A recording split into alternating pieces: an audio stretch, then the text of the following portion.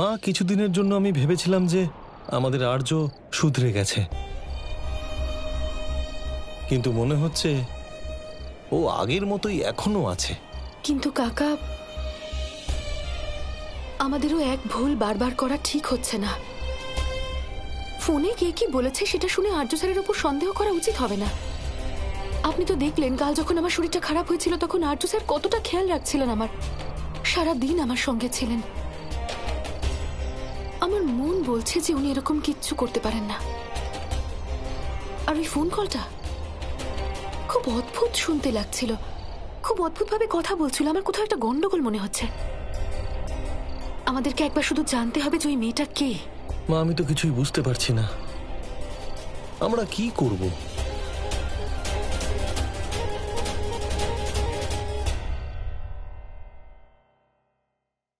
মা, বাবা, তোমরা প্লিজ আমার সাথে কথা বলো, কারণ আমি তোমাদের কি বলতে চাই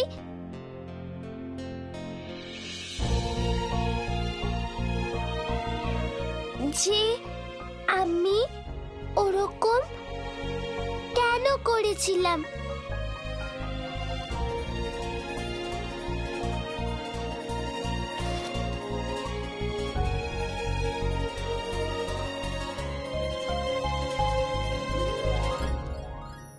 এই লেটারটা আমি বাবার ঘরে রেখে দিয়ে আসি, হয়তো এটা দেখে বাবা আমার সাথে কথা বলবে।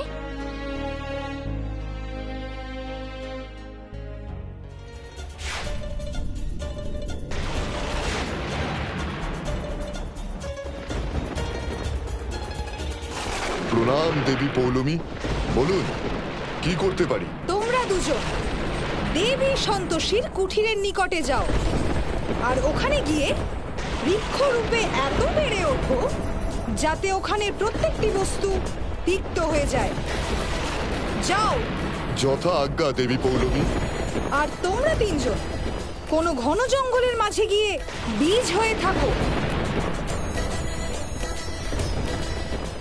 যখন তোমাদের প্রয়োজন হবে আমি স্বয়ং তোমাদের আহ্বান জানাবো।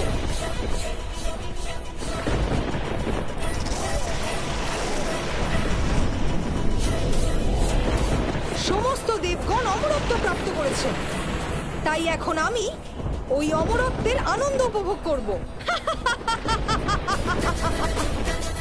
সম্পূর্ণ দেবলোকে এমন মহামারী ছড়াবো যে সবাই নিজেদের মৃত্যু কামনা করবে, কিন্তু তাদের মৃত্যুও হবে না।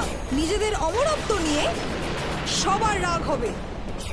সমস্ত দেবগণ প্রস্তুত হন, কারণ আমি এবার অস্ত্র দিয়ে নয় বরং রসায়নের সাহায্যে যুদ্ধ করব।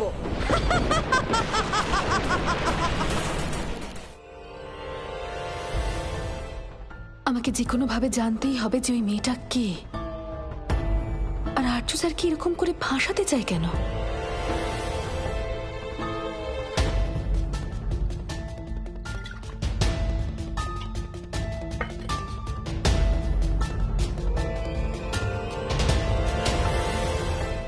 এখানে জলটা কে দিয়ে গেল?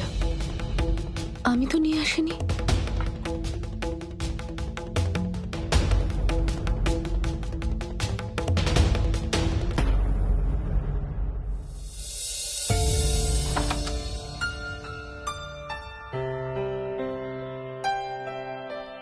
কি হয়েছে? কি পড়ে তো হাসছো তুমি? নিজেই দেখে নিন, আপনারও হাসি পাবে দেখলে। দেখুন আপনার মেয়ে কি লিখেছে। রুদ্রাক্ষী লিখেছে এটা?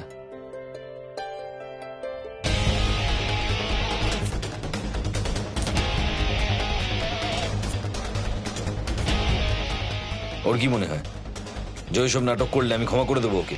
এত সহজে ওকে ক্ষমা করবো না। আর্য স্যার, এটাও তো হতে পারে যে ও যা যা করেছে সেগুলো কোনো খারাপ উদ্দেশ্য নিয়ে করেইনি। একবার ওর কথা শুনলে। Shut up please. ঠিক আছে, ওর উদ্দেশ্য যাই হোক না কেন আমি জানতে চাই না, ওর কোনো কথা শুনতেও চাই না আমি। রুদ্রাক্ষী, তুমি এত তাড়াতাড়ি কেন শুয়ে পড়ছো? চলো না আমরা কিছু খেলি। আমি মিথ্যেবাদীদের সাথে কথা বলি না। আঙ্কেল তোমাকে বকেছে বলে আমার উপরে রাগ দেখানোর কি আছে? এত দেমাগ দেখিও না, না হলে আমি তোমাকে এই বাড়ি থেকে বের করে দেব।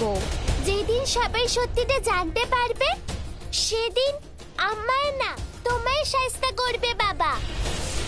সেদিন বাবা তোমাকে এই বাড়ি থেকে বের করে দেবে। আজ ওরা আমার কথা শোনেনি ঠিকই, কিন্তু দেখবে একদিন ঠিক শুনবে। হ্যাঁ, যেদিন শুনবে সেদিন আমার সাথে কথা বলবে, বুঝেছো?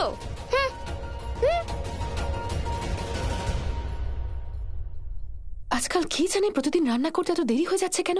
মঙ্গলা জলটা দাও তো একটু। হ্যাঁ। তুমি একটা কাজ করো, ডাইনিং টেবিলে গিয়ে প্লেটগুলো সাজিয়ে দাও তো। আচ্ছা ঠিক আছে।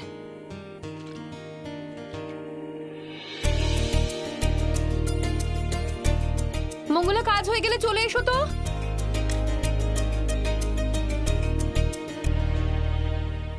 ম্যাডাম, প্লেট আমি রেখে দিয়েছি, কিন্তু হ্যাঁ, সাহেব তাড়াহুড়ো করে বেরিয়ে গেলেন আর বললেন যে রাতের খাবার উনি খাবেন না। না খেয়ে চলে গেলেন? হ্যাঁ। অদ্ভুত। রেডি হয়ে বেরোলেন নাকি? হ্যাঁ, আজ তো একটু বেশি সেজেগুজে বেরোলেন। মঙ্গলা, আমি এর মধ্যে সব মিশিয়ে দিয়েছি, কিছু দেওয়ার দরকার নেই। 10 মিনিট পর গ্যাসটা বন্ধ করে দিও। হ্যাঁ হ্যাঁ ঠিক আছে।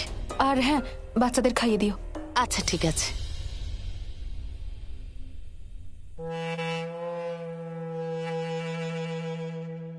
চলো আমরা ডিনার করে আসি। চলো চলো। চলো চলো কাকা, আর্য স্যার এক্ষুনি বেরিয়ে গেলেন। চলো তাহলে যাওয়া যাক। আরে এইভাবে না খেয়ে কোথায় যাচ্ছ তোমরা? সবকিছু আমি তোমাকে ফিরে এসে বলছি। হ্যাঁ ঠিক আছে, কিন্তু কোথায় যাচ্ছ সেটা তো বলে যাও। আরে তোমাকে তো বলছি আমি ফিরে এসে সব বলবো। চলো চলো, জিজ্ঞাসা জরুরি করতে কাজ হবে আছে। আর্য চলো। স্যার কোন দিকে গেছে। সন্তোষী, আমরা ঠিক রাস্তায় যাচ্ছি তো? হ্যাঁ কাকা, আমরা ঠিকই যাচ্ছি। গার্ড দাদা বললেন তো আর্য স্যারকে এই রাস্তা দিয়ে যেতে দেখেছেন উনি।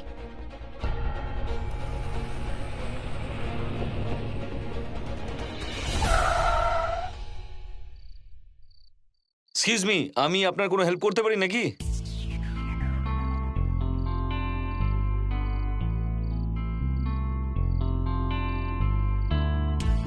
হ্যালো, আমার গাড়িটা হঠাৎ খারাপ হয়ে গেছে, তো আপনি কি আমায় একটু লিফট দেবেন? হ্যাঁ নিশ্চয়ই, আসুন না।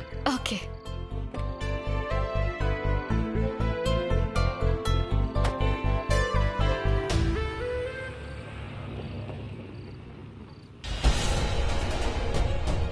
ওই তো আর্যর গাড়ি।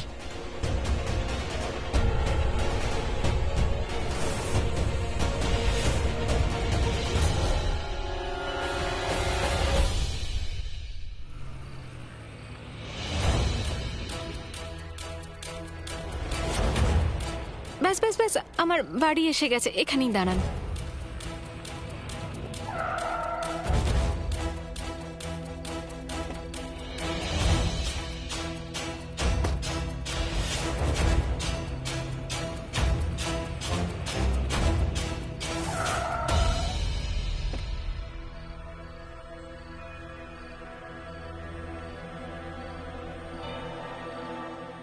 Thank you.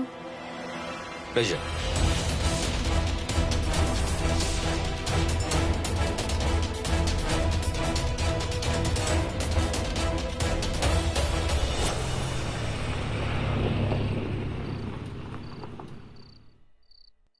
এসব কীর্তি করার জন্য লজ্জা পাওয়া উচিত ওর। আমি ভেবেছিলাম ও পাল্টে গেছে, কিন্তু না, ওর কোনো পরিবর্তন হয়নি। কাকা, কোথাও একটা গন্ডগোল মনে হচ্ছে। তুমি যেটা ভাবছো সেটা সত্যি নয়। ওনাকে কেউ ফাঁসানোর চেষ্টা করছে। চলুন তো দাদা। কাকা বসো।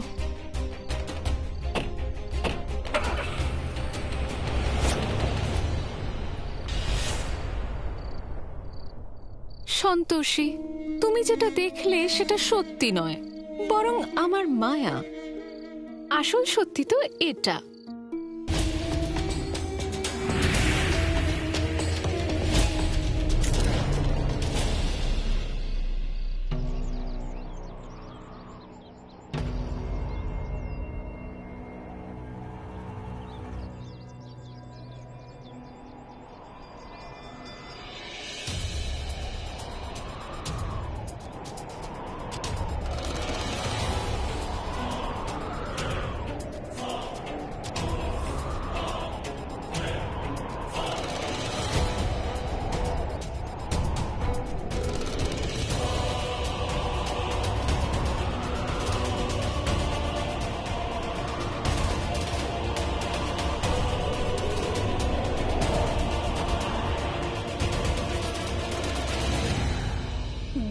সন্তোষী, এবার এই বৃক্ষ আপনার ধ্যান ভঙ্গ করে দেবে, এবং শুধু তাই নয়, এরা আপনাকে শক্তিহীন করতে আমার সহায়তাও করবে।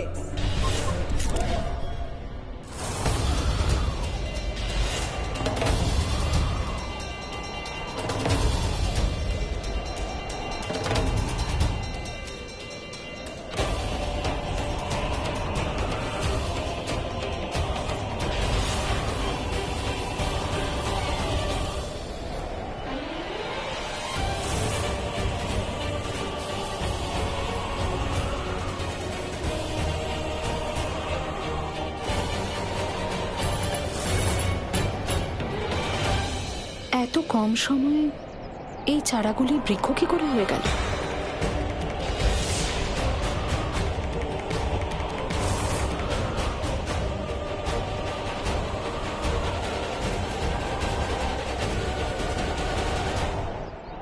দেবলোকে এত তিক্ত ফল, এটা কি করে সম্ভব?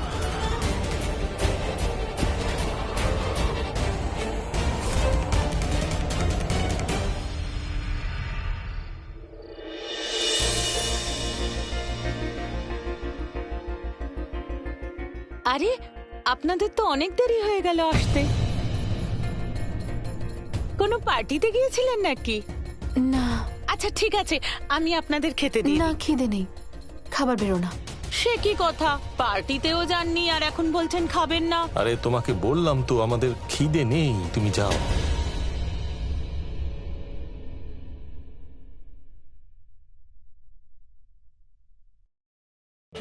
আর কিছুদিন ধৈর্য ধরো সন্তোষী, খিদে তেষ্টা ঘুম সব চলে যাবে।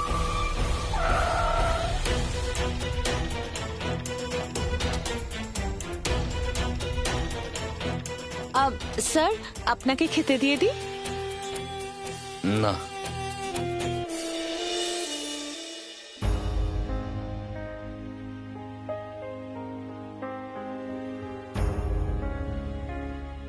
আরে বাবারে, মাথায় খুব ব্যথা হচ্ছে। সন্তোষী, একটা কাজ করো না, মাথায় একটু তেল দিয়ে একটু ভালো করে মালিশ করে দাও না, মাসাজ।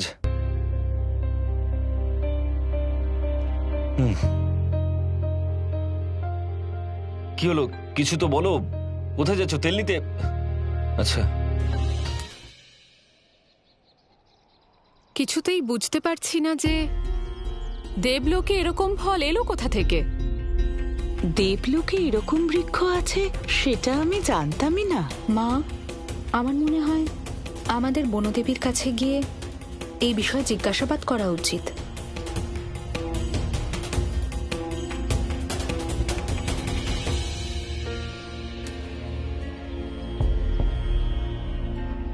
চলুন, আমরা শীঘ্রই প্রস্থান করি।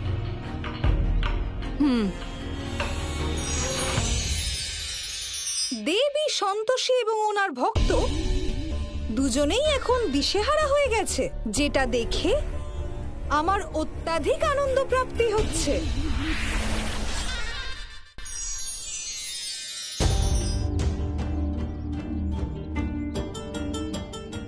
বনদেবী, কোথায় আপনি? প্রকট হন।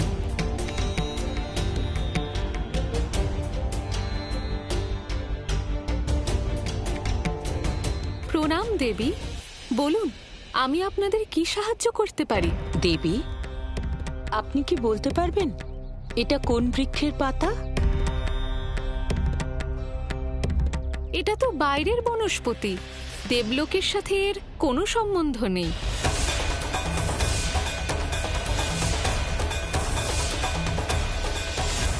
দেবলোকের বনস্পতি নয়?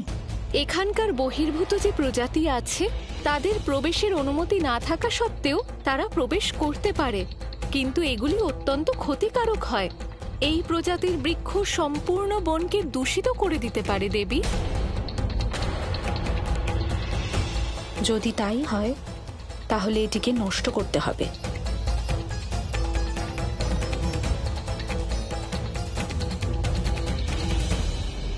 আমার ভক্তের ষড়যন্ত্র দেখে আজ আমি অত্যন্ত প্রসন্ন হয়েছি। মর্তলোক থেকে দেবলোক অবধি শুধু পাপের রাজত্ব হবে। আমি প্রত্যেক স্থানে আমার মায়াজাল বিস্তারিত করে দিয়েছি। নারায়ণ নারায়ণ। প্রণাম দেবী পৌলমী। প্রণাম দেবর্ষি। দেবর্ষি আমার কোনো কথা শুনে ফেলেননি তো? দেবী পৌলমী, আপনি দেখতে পাচ্ছেন অনর্থ হচ্ছে, ঘোর অনর্থ। মাতার সাথে সাথে 3 জন দেবী বনে ঘুরে বেড়াচ্ছেন। এখন ওনাদের জীবনে আর যদি কোনো কার্য না থাকে তাহলে আর কে কি বা করতে পারে? তবে আপনিও চাইলে ওনাদের অনুসরণ করতে পারেন। নারায়ণ নারায়ণ। দেবী পৌলমী, হয়তো আপনি ভুলে যাচ্ছেন যে এই 3 জন দেবী হলেন জগৎ জননী। জগৎ জননী, ওনাদের পথ দেখাবো আমি, এ কি করে সম্ভব হবে? আমি তো এখানে এই খোঁজ নিতে এসেছি যে নবীন বৃক্ষদের যে মায়া জাল আমাদের সামনে এসেছে তাতে কার হাত থাকতে পারে? দেবর্ষি, আপনি হয়তো ভুলে যাচ্ছেন যে ওই 3 জন দেবীর মতো আমিও একজন দেবী। নারায়ণ নারায়ণ। দেবী পৌলমী, আমার কথা বিশ্বাস করুন। আমার মনোবাঞ্ছা, আমার উদ্দেশ্য আপনাকে কষ্ট দিতে, আপনাকে রুষ্ট করতে মোটেই ছিল না। আমার মনে তো শুধু এটাই উপলব্ধি হচ্ছে, যদি অন্যান্য দেবীদের সাথে সাথে আপনিও বনে ওনাদের সাহায্য করতেন তাহলে হয়তো আপনার দেবী পদ আরো গৌরবোজ্জ্বল হয়ে যেত। আসলে সময় নষ্ট করা মোটেই উচিত নয়, সময়ের মূল্য অপরিসীম। তাই তো আমাকে এবার আজ্ঞা দিন দেবী পৌলমী। নারায়ণ নারায়ণ। আমি মান বৃদ্ধি করতে চাই না, বরং আমি দেবলোকের সম্মানকে সমাপ্ত করতে চাই দেবর্ষি।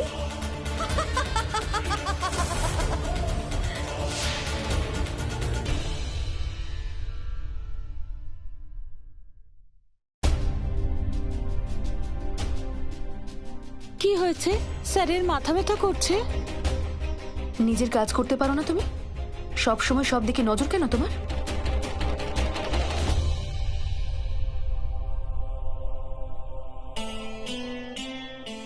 আমার কাজ তো শুধু তোমাকে কষ্ট দেওয়া, সন্তোষী। আর আমি আমার কাজটা খুব ভালো করেই করছি।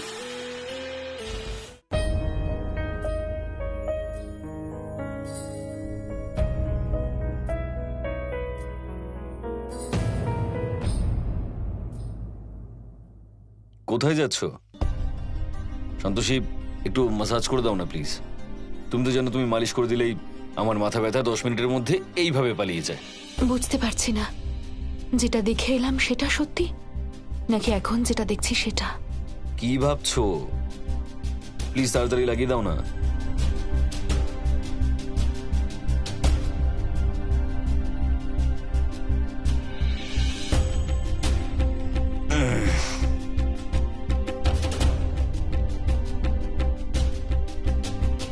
আর্য স্যার, একটা কথা জিজ্ঞাসা করব? বলো।